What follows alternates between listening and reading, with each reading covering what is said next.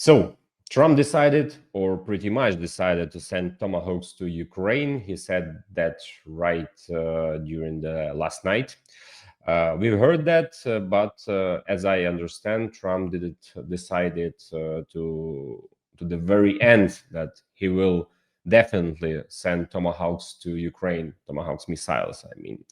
That is really interesting news with which I would like to start today's overview of the battlefield situation here in Ukraine as of October the 7th. Greetings to all, dear friends. My name is Vasyl Pikhnyo. I will represent myself. I'm a Ukrainian journalist who is making frontline overviews during the whole period of the full-scale invasion of Russia to Ukraine. So please join and watch today's video, like it, share it, subscribe, and leave your comments just below the video. Let's begin. Yesterday, Reuters reported that one of the most powerful and largest oil refineries in the Russian Federation, Kirishi, which is located in the Leningrad region near St. Petersburg, has stopped its operations. No, sorry, I apologize. It hasn't completely stopped its operations. It has halted the work of its most powerful unit, which was recently attacked by Ukrainian defense forces. This refinery is indeed one of the largest in Russia. It processed 17.5 million tons of oil, which is over 6.5% of Russia's total oil refining volume. So now, one of the units, I won't go into details about its exact name, was hit, and repairing it will take time, at least a month, according to a Reuters publication. This unit accounted for a third of the processing at this refinery. Here is the visible quality. These are the strikes that are happening on Russian territory, specifically targeting oil refineries, the source of their revenue. I have always been a proponent of the idea that instead of just trying to hit Moscow, which is very difficult to do, or Leningrad, Petersburg, it is better to strike at the refineries to deprive Russia of its economic capabilities. And these strikes that are taking place actually make sense. That's what I wanted to talk about today. So, Kirishi, Nefteoxyntez, this is news number one, which is very pleasing for Ukrainians. News number two, in Tyumen, friends in Tyumen, that's beyond the Urals, 2,000 kilometers away. Our drone yesterday, or rather not just one of our drones, but at least three, flew over 2,000 kilometers in a straight line in order to strike the Antipinsky oil refinery in Tyumen as well. The regional authorities claimed that 3 drones were neutralized on the premises of the facility, or so they said. In other words, they claim to have prevented explosions and a fire, but at the same time, local social media reported at least 2 explosions. Let's watch a video to see how the locals reacted to the whole event with the original sound. So, without my commentary, let's listen. There are 2 columns. 2? Well, I really don't care at all. So then, they're rushing, you see? Trucks, meaning rescue vehicles, are speeding to the fire to put it out. At least regarding the arrival of 2 such objects, as reported, at least 2 explosions were recorded there in Tyumen, which is 2,000 kilometers from the border with Ukraine. This is a very remarkable story. When we say 2,000 kilometers in a straight line, it means that drones don't fly in a straight line, nor do missiles or anything else that flies. Obviously, drones don't fly directly. They fly with detours and zigzags, bypassing the areas where Russian air defense is operating, avoiding them. Accordingly, this means that in reality, the drone flew much, much farther. That's conclusion number 1. Conclusion number 2, which follows from this information and is extremely interesting, concerns the resources of the Russian Federation and the impact our strikes have on them. This is the fact that just yesterday, on October 6th, it was the Tyumen region that announced an increase in the one-time lump sum payment to Russian servicemen for signing a contract. So things are going so well for them with people. In fact, to be honest, things are going so well with people that they have started to significantly increase the payments. And Tyumen was one of the first to do this. And immediately at their enterprise, a flight takes place to deprive them of this economic opportunity. So literally yesterday, a decision was made to raise the one-time payments from the region for Russian contract soldiers from 1.9 million rubles to 3 million rubles. As of today, that's about $35,000 to $36,000. In this way, Tyumen contract soldiers can receive a total of $40,000. Why am I calculating it this way? Where does this math come from? So we take these 300, or rather 3 million. I'm a bit confused with the Russian ruble figures, but it doesn't matter. That's not the point. I'll explain everything now. Look, this is how the payment system works in the Russian Federation. They have a local budget where governors are pressured to pay this one-time payment to contract soldiers, and governors are given targets like you must have X number of contract soldiers per month. Otherwise, if they don't meet the target, they'll have to go storm the trenches themselves. So local and regional payments are very high. And in addition, each contract soldier receives a federal payment, that is, from the national budget allocated by Moscow. This federal payment is fixed at 400,000 Russian rubles. Regional payments vary because the regions compete with each other to outbid one another, since they need to meet their quotas and check off the required numbers. Sometimes future Russian contract soldiers even move from one region to another in order to receive this payment. So just yesterday, Tyumen increased its payment from 1.9 million to 3 million, plus the 400,000 payment from the federal budget. In total, that's 3.4 million Russian rubles, which is almost $40,000. A decision was made in Tyumen to offer $40,000. It was a temporary measure that was supposed to be implemented from October 7th to November 30th. So they have this almost 2-month lag for these increased payments. And at that moment, boom, a Ukrainian drone hits at a record distance of over 2,000 kilometers. That's if you measure in a straight line. By the way, yesterday, not only the Tyumen region increased payments, but also the Tambov region by 2.5 times. There, the payments now seem to amount to 2.6 million, starting from the local authorities, and in the Voronezh region as well, which is essentially a frontline area close to the border with Ukraine and is feeling the burden of the war, which I think will soon be left without power, unlike Moscow. So in the Voronezh region, they decided to increase the salaries of Russian contract soldiers by 4 times. Some say this is the right approach, that if people aren't signing up, you need to motivate them more with money. But here's the main point. If people still aren't joining, then you have to look for additional ways to motivate them. This means that things in Russia aren't going so well, that people aren't flocking to enlist in droves. And this is, well, at the very least, an interesting sign for us. I'm not saying this is a total victory or anything like that, but it's a noteworthy sign that deserves our attention. Apparently, the strikes are having an impact on the Russian population, and bringing the war onto Russian territory is a very, very specific move. For obvious reasons, of course, I won't be voicing our issues regarding the fact that we understand what and where the Russians are hitting, and we know these problems exist and that they are quite significant. Well, what can I say? Yesterday evening in Kharkiv alone, there were more than 10 strikes, and the power was cut off there as well. A very difficult period awaits our frontline cities. But I think not only the frontline cities, difficult times may be ahead for all of Ukraine. Yesterday, President Zelensky said that supposedly it's unknown what will happen with our energy sector. As he put it exactly, I'll quote him today, "It's very hard for me to say. To be honest, I don't understand this kind of communication from the central authorities." Well, who else should be responsible for what our plan is to get through this period, if not the central and local authorities? There is often a shifting of responsibility. I'm not absolving any local authorities of responsibility, to be clear. There are definitely questions for many regions here. For example, Kharkiv itself was actually preparing quite well in terms of energy. Well, I keep repeating this. Right now, for example, there are questions regarding Chernihiv, and there are questions about some other regions as well, but let's not get into the details here. Maybe that would give the enemy some additional information. So today I won't talk about our shortcomings, but we all understand them, and I literally spoke about this just the other day. And these shortcomings are quite serious in nature, meaning the war is going beyond just the front line of combat. The war is drifting into the rear fronts. I was like this. I probably said, well, and the communication, from the president, when he says that it's very difficult to say what will happen with the energy sector as a Ukrainian, it doesn't give me confidence, to put it mildly, even though there was an energy meeting yesterday. I know that our fighters are now actively implementing and working hard to shoot down enemy Shaheds, creating a wall of drones on the front lines and border areas, and not only Shaheds, but also Molnias, of course, as well as reconnaissance drones that are now being used.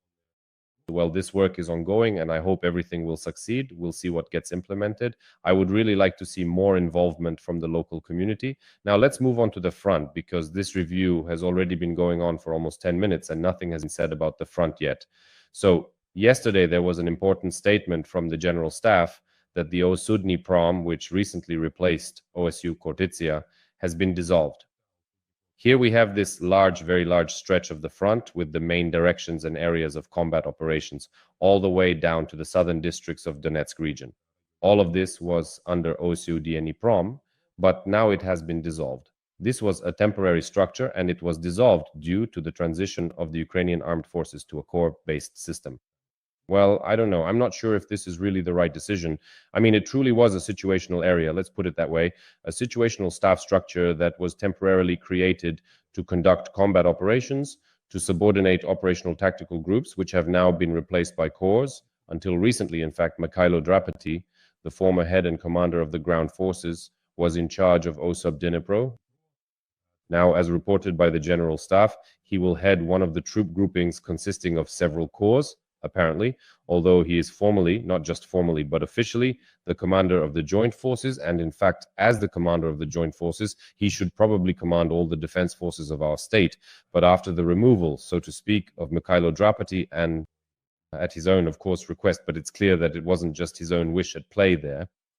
But after he left the position of commander of the ground forces, essentially after this general, undoubtedly a worthy person, was, in a sense, demoted. And now, from the entire Eastern Front, in fact, it seems he will not be commanding the whole front, but rather a separate grouping that will consist of several corps. It's not to say this is bad news, nor is it good news. It's just news as it is. The armed forces of Ukraine are trying to make this transition to a corps-based system. Yes, in terms of timing, it does raise certain, let's be honest, questions regarding the statements, at least the public ones, about the readiness of this reform. It's still far from ideal, but at least in the media, the narrative is being worked out, or rather, the statements from our command are that everything is fine. We're moving forward as we should. Yes, we are moving quickly, of course, considering the realities of war, but on the other hand, we can't say that everything has been implemented exactly as we would have liked. Well, because with it, we continue to move forward based on what is happening at the front. Right now, by the way, a huge number of Russian troops are being destroyed in the area of Novokoretska. And what's notable is that Russian assault troops are launching attacks. They're not holding the settlement, but rather going on the offensive. A huge number of videos showing enemy infantry being hit were published the other day by the commander of the Drone Systems Forces, Robert Magyar Brody. In this Dobropilia direction, Novotoretske, as we clearly understand, is precisely this area between Razin and Novotoretske, and it is this strip that is essentially a kill zone where there is no physical presence of our soldiers, but our drones are cutting off one of the three so-called cauldrons that have formed here among the occupiers. One is at Kucheryavy Yar, the second is further south in the area of Shakov, between Shakov and Novoshakov, and the third is precisely along the line between Novotoretske and Razin, which leads to a cauldron in Krasny Lyman and Suvorov. Although the Russians, of course, still have the opportunity to slip through here, there are indeed three such encirclements of enemy troops here in Moni. So, right in Novotoretske, at the base of one of these cauldrons, Magyar showed a video where there was just an enormous pile. A huge number of Russian assault troops were destroyed. Of course, I can't show this video for obvious reasons because YouTube would simply block it. But there's an interesting detail. In this direction, as Deep State highlights, there's a very effective combination of using engineering and fortification structures, including barbed wire, with remote mining and the work of drone pilots. So it's exactly what is supposed to be the foundation for the existence of these so-called kill zones here. And that's exactly what's being used. Even going back to the question of core formations, undoubtedly, such core level units of a certain quality have now contributed to our defense. But overall, this area is extremely complex because I recently did a comprehensive review and description of what these so-called kill zones look like on the front lines today. It's just a chaotic mix of positions with trenches running into each other, all surrounded. It's not easy now, even from an OSINT observer or analytical perspective, to verify everything that's happening on the front. Right next to the settlement of Novotoretsk, there's another distinct settlement known as Nikanorivka. It is situated a bit further to the west, specifically within the designated green zone, but there were some significant reports that were made from various positions located quite close to Nikanorivka itself. Every voice matters. Join our community, support independent journalism and help us bring you the truth from Ukraine. Become a member of Ukraine Today. Join us now. These were done by the French OSINT analyst Clément Mallet. He did what he could, and that's basically what he managed to do. These reports mention that there are locations where Russian infantry suffered casualties over a certain period of time, or where our positions and dugouts were hit as claimed by the Russians. So Clément Mallet simply purely visually marked these positions over a short period of time, showing where these positions with the Ukrainian flag and the Russian tricolor are located. That's it. That's how it looks. This is the so-called gray zone in Nikhanalivka. You can see that the Ukrainian flags are behind the Russian assault troops, and the Russian assault troops are in front of our line, behind our fighters. And this kind of mess makes it very difficult to accurately analyze the situation on a specific section of the front. Right now, it's nothing less than a chessboard forming on the front, a chessboard of positions. That's why both we and the Russians can sometimes claim to control certain settlements, even though in reality, both sides just have positions there and can contradict each other's statements. So the situation remains very complicated, no matter how you look at it. It continues to be very difficult in the Dobropilia direction, but the destruction of Russian forces here is happening in any case and in quite large numbers. Yesterday, friends, not yesterday, the day before yesterday. Actually, even yesterday, it was reported the Phoenix unit of the State Border Guard Service, specifically operating here in the strategically important Kostiantynivka direction, has recently reported a very active and determined attempt by the enemy forces to advance aggressively toward the city of Kostiantynivka. The dedicated Phoenix unit meticulously documented and subsequently showed precisely how the Russian aggressors were moving their military assets. At least 10 significant pieces of enemy equipment were definitively hit and neutralized, as vividly demonstrated by the courageous State Border Guard Service fighters who were positioned in this critical area, specifically from the village of Vodiane. The enemy, with clear hostile intentions, was observed moving relentlessly toward Kostiantynivka. I sincerely apologize for the somewhat messy and hastily drawn arrows I'm using to illustrate this, but these distinct enemy groups were indeed moving in these specific directions and were thankfully successfully intercepted and utterly destroyed. It was a particularly unusual and highly situational attack by the Russian forces. It is in fact very rare and quite uncommon to see them deploy and utilize military equipment in such a concentrated and overt manner like this during their operations, including within the boundaries of these circles or zones. But somewhat surprisingly, yesterday in the morning report from the General Staff on October 6th, a rather significant amount of enemy equipment destroyed was recorded. There were tanks and armored fighting vehicles among them. I also noticed this. It surprised me a bit, but then it became clear what the reason was. On October 5th, right at the Phoenix position, at the positions where Phoenix operates, the Russians carried out this push with their equipment. To reiterate, the Russians lost 1 tank and 2 armored fighting vehicles destroyed, as well as 1 infantry fighting vehicle, 3 tanks, 4 armored fighting vehicles, 1 BMD, and 1 MTLB were damaged. So it's a strange story with these attempts to attack using mechanized units like this. Perhaps this is a consequence of the fact that, as you may recall, the Russians transferred marine units to this direction, which were equipped with vehicles. For some reason, they suddenly decided that now was a good time to launch an assault, but it turned out to be absolutely not a good time, and it ended up that way. Well, for some reason, I think that this time will never be good for using armored vehicles again. In short, the Russians got a good beating from Phoenix and our other fighters in the Kostiantynivka direction. We'll analyze the other directions of the front later in the next map reviews. We've already been reviewing for almost 20 minutes as it is, so I'll wrap it up here. Thank you, friends, for your attention. Take care of yourselves. All the best, and see you next time.